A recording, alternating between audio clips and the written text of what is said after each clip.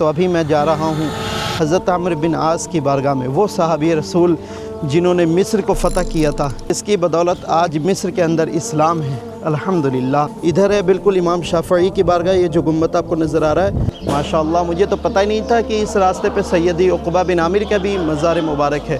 اور سیدی عقبہ بن عامر وہ صحابی رسول ہے جن کا واقعہ ہر کسی نے سنا ہوگا۔ انشاءاللہ میں حاضری دیتا ہوں، پھر آپ کو میں بتاؤں گا۔ میں نے سنا تھا کہ حضرت کی قبر انور سے خوشبو آتی ہے، تو جب میں اس کے قریب جاتا ہوں تو اس خوشبو کو محسوس کرتا ہوں، اور یہاں تاکید سے لکھا بھی گیا ہے کہ یہاں کوئی خوشبو نہ لگائے، آلریڈی قبر انور سے خوشبو آتی ہے۔ اور یہ ہے حضرت عقبہ بن عامر کی قبر انور، جو کہ قاری تھے، محدث تھے، اور آپ سے کئی حدیثیں بھی مروی ہیں، اور آپ حضرت امیر معاویہ کے دور میں مصر کے گورنر بنے۔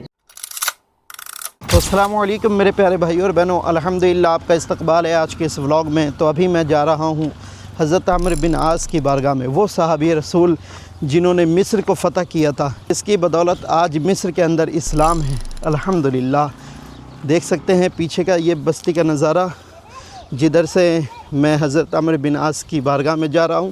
ادھر ہے بالکل امام شافعی کی بارگاہ، یہ جو گنبد آپ کو نظر آ رہا ہے، اور اس کے پیچھے ہے حضرت، اور اس راستے سے حضرت عمرو بن عاص کی بارگاہ میں جا رہا ہوں۔ ان راستوں کو دیکھ کر آپ یہ سوچ رہے ہوں گے کہ اتنی مقدس بارگاہ، اتنی مقدس ہستیاں ان جگہوں پہ موجود ہے، لیکن راستہ اتنا کھنڈر کیوں ہو چکا ہے، اتنا برباد کیوں لگ رہا ہے؟ تو اصل یہ ہے کہ یعنی ابھی رینوویشن کا کام چل رہا ہے، کنسٹرکشن چل رہا ہے، اور جتنی بھی مقدس بارگاہ ہے ان تمام بارگاہوں کو رینوویٹ کر کے، کہ جس طرح علامہ ابن حجر عسقلانی کی بارگاہ بنائی گئی ہے، اسی طرح تمام بارگاہوں کو بنانے کی کوشش کی جا رہی ہے۔ تو رینوویشن کی وجہ سے آپ کو یہ کھنڈرات، یہ پتھر وغیرہ آپ کو نظر آ رہا ہوگا۔ الحمدللہ پہلے حضرت عقبہ بن عامر کی بارگاہ میں حاضری دیں گے، اور پھر دوسرے صحابی رسول حضرت عمرو بن عاص کی بارگاہ میں جائیں گے۔ ماشاءاللہ مجھے تو پتہ ہی نہیں تھا کہ اس راستے پہ سیدی عقبہ بن عامر کا بھی مزار مبارک ہے۔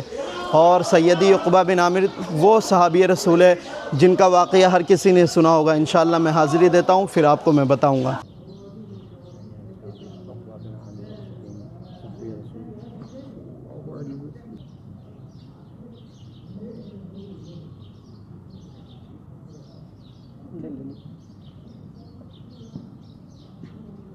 اور جیسے میں حضرت عقبہ بن عامر رضی اللہ عنہ کی بارگاہ میں جاتا ہوں تو داخل ہوتے ہی سب سے پہلے حضرت عمرو بن عاص رضی اللہ عنہ کی قبر مبارک نظر آتی ہے۔ میں نے سنا تھا کہ حضرت کی قبر انور سے خوشبو آتی ہے، تو جب میں اس کے قریب جاتا ہوں تو اس خوشبو کو محسوس کرتا ہوں، واللہ الحمدللہ۔ اور یہاں تاکید سے لکھا بھی گیا ہے کہ یہاں کوئی خوشبو نہ لگائے، آلریڈی قبر انور سے خوشبو آتی ہے، اور یہ 100% سچ ہے، اور یہ کوئی تعجب کی بھی بات نہیں، کیونکہ ہمارے نبی فرماتے ہیں کہ مومن کی قبر جنت کے باغ میں سے ایک باغ ہے، تو یہ خوشبو بھی جنت کی خوشبو ہے، جو کہ حضرت عمرو بن عاص سے بغض رکھنے والوں کے منہ پر تماچا ہے کہ جن کی قبر انور سے ہزاروں سال بعد بھی یہ خوشبو آ رہی ہے، تو ان کی ذات کا کیا عالم ہوگا۔ خیر یہ ہے حضرت عمرو بن عاص کی قبر انور، جنہوں نے حضرت عمر کے دور میں مصر کو فتح کر کے اسلام کا جھنڈا مصر میں بلند کیا، اور حضرت عثمان غنی کے دور میں آپ مصر کے گورنر بنے، اور مصر کو فتح کرنے میں حضرت عقبہ بن عامر نے بھی آپ کا ساتھ دیا۔ اور یہ ہے حضرت عقبہ بن عامر کی قبر انور، جو کہ قاری تھے، محدث تھے، اور آپ سے کئی حدیثیں بھی مروی ہیں، اور آپ حضرت امیر معاویہ کے دور میں مصر کے گورنر بنے۔ تو آج میں اپنی قسمت پر رشک کر رہا ہوں کہ اتنی مقدس ہستیوں کی بارگاہ میں آنے کا مجھے موقع ملا، جو کہ ہمارے نبی کے صحابی ہے، کیونکہ مصر کی سرزمین پر قدم پڑتے ہی یہ سرزمین حضرت عمرو بن عاص اور حضرت عقبہ بن عامر کا احسان یاد دلاتی ہے کہ اس شہر کو ایمان سے انہوں نے روشن کیا، تو جب تک ان کی بارگاہ میں نہ جایا جائے تب تک مصر آنے کا حق ادا نہیں ہوگا۔ تو حضرت عقبہ بن عامر کا جو سب سے مشہور واقعہ وہ یہ ہے کہ آج جو ہم سورہ فلق اور سورہ ناس ہر مصیبت کے وقت یا نظر اتارنے کے لیے، یا شیطان کے شر سے بچنے کے لیے، یا جادو سے بچنے کے لیے جو سورہ ناس اور سورہ فلق پڑھتے ہیں، یہ پتہ ہے آپ کو کہاں سے ہمیں یہ عطا ہوا؟ تو یہ دونوں صورتیں آپ صلی اللہ علیہ وسلم نے، ہمارے نبی نے حضرت عقبہ بن عامر کو ہی سکھائی تھی۔ حضرت عقبہ بن عامر فرماتے ہیں کہ وہ نبی کریم صلی اللہ علیہ وسلم کی اونٹ کی نکیل یعنی رسی پکڑ کر چل رہے تھے۔ راستے میں آپ صلی اللہ علیہ وسلم نے فرمایا، اے عقبہ، کیا میں تمہیں دو ایسی صورتیں نہ سکھاؤں جو سب سے بہترین ہیں؟ پھر آپ صلی اللہ علیہ وسلم نے انہیں سورہ فلق اور سورہ ناس کی تلاوت کر کے انہیں یہ دونوں صورتیں سکھائی اور انہیں یاد کروائی۔ بعد میں پیارے نبی صلی اللہ علیہ وسلم نے نماز میں بھی یہ دونوں صورتیں پڑھی اور فرمایا کہ ان جیسے پناہ مانگنے والی کوئی صورتیں نہیں۔ تو یہ جو دونوں صورتیں ہمیں عطا ہوئی ہے، یہ حضرت عقبہ بن عامر کو ہی آپ صلی اللہ علیہ وسلم نے سکھائی تھی سب سے پہلے۔ تو دنیا میں سب سے پہلے ان دونوں صورتوں کو سننے والے حضرت عقبہ بن عامر تھے۔ کئی احادیث ایسی ہیں جو ڈائریکٹ رسول اللہ صلی اللہ علیہ وسلم سے ثابت ہیں، جو کہ حدیث کی صحیح کتابوں کے اندر موجود ہیں، جیسے کہ اس میں سے ایک حدیث یہاں ہے جو ترمذی کی روایت ہے، اور لکھا ہوا ہے عقبہ بن عامر رضی اللہ عنہ قلت یا رسول اللہ من نجا،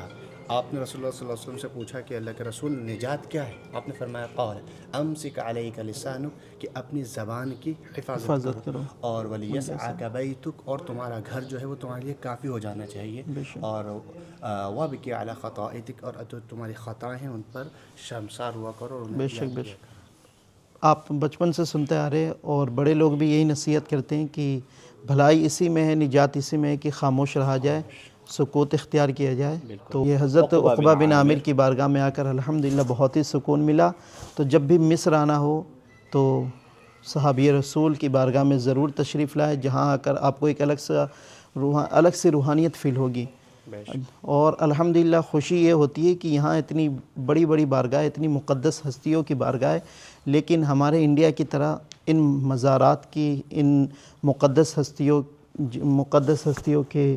جو بھی آرام گاہ ہے، اس کو تماشا نہیں بنایا گیا انڈیا کی طرح، جس طرح انڈیا میں بہت زیادہ خرافات ہوتی ہے۔ روحانیت بھی آپ دیکھیں کہ کتنی برقرار ہے، اور قبر مبارکہ کے پاس سے خوشبو کتنی پیاری آ رہی ہے، کہ ایسی خوشبو جو جب سے آ رہی ہے اور آج تک برقرار ہے۔ حضرت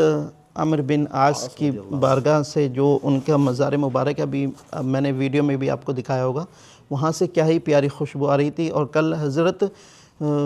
رقیہ کی بارگاہ سے، تو ماشاءاللہ جب آپ یہاں آئیں گے تو واقعی میں آپ کو اصل مزارات اولیاء کا کیا مقصد ہے، ان کے بارگاہ میں جانے کا کیا مقصد ہے، یہاں آ کر آپ کو خود معلوم ہو جائے گا۔ جو انکار ہے، جو منکر بھی ہے، وہ یہاں جب آئیں گے انہیں خود یہاں روحانیت محسوس ہوگی، تو وہ بار بار آئیں گے۔ اور الحمدللہ آج تو میری حاضری ہو گئی، اور جانے سے پہلے میں پھر آؤں گا انشاءاللہ، اور اس وقت آؤں گا تو زیادہ وقت دے کر جاؤں گا۔ تو مصر وہ شہر ہے، وہ ملک ہے،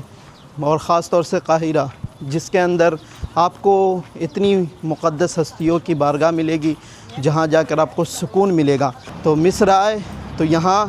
زیارات کرنے کی نیت سے آئے، پھر آپ دوسری نیت یہ رکھے کہ یہاں ایکسپلور کرے، اللہ کی قدرت کا نظارہ کرے، لیکن جو بھی یہاں مقدس ہستیاں ہیں پہلے ان کی بارگاہ میں حاضری دے، اس کے بعد ہی آپ کچھ اور پیرامڈ وغیرہ دیکھنے جائیں۔